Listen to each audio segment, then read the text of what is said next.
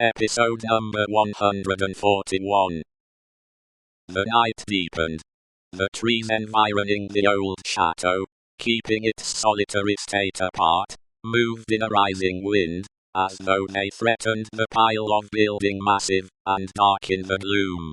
Up the two terrace flights of steps the rain ran wildly, and beat at the great door, like a swift messenger rousing those within. Uneasy rushes of wind went through the hall, among the old spears and knives, and passed lamenting up the stairs, and shook the curtains of the bed, where the last Marquis had slept. East, west, north, and south, through the woods, for heavy treading, unkempt figures crushed the high grass, and cracked the branches, striding on cautiously to come together in the courtyard.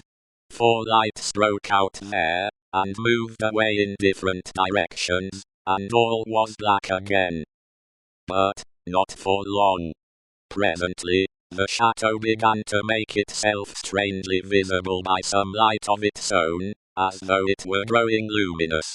Then, a flickering streak played behind the architecture of the front, picking out transparent places, and showing where balustrades, arches, and windows were.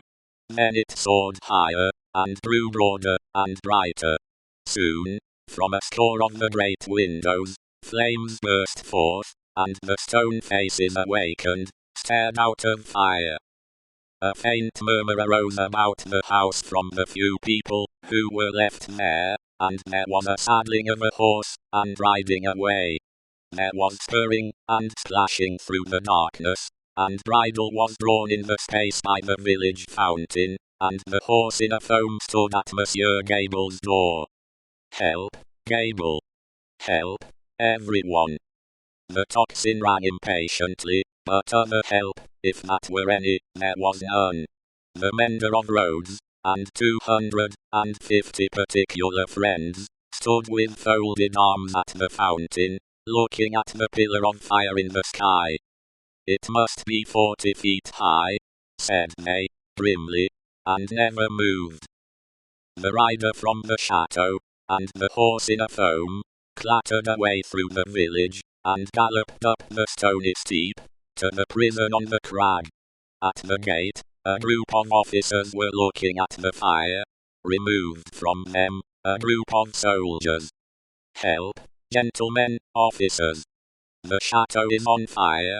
Valuable objects may be saved from the flames by timely aid. Help, help!"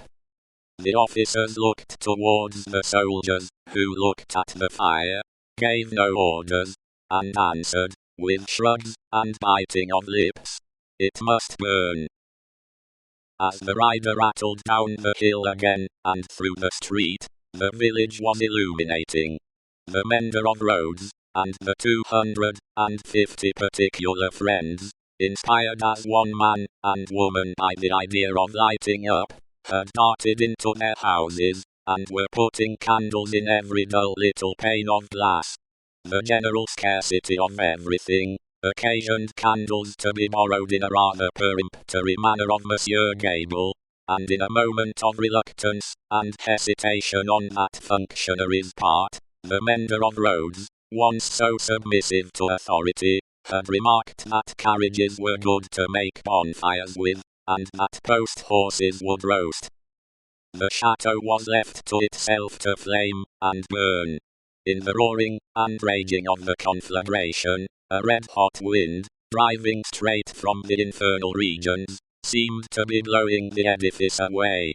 With the rising and falling of the blaze, the stone faces showed as if they were in torment.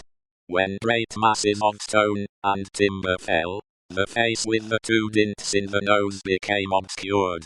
Anon struggled out of the smoke again, as if it were the face of the cruel Marquis, burning at the stake and contending with the fire.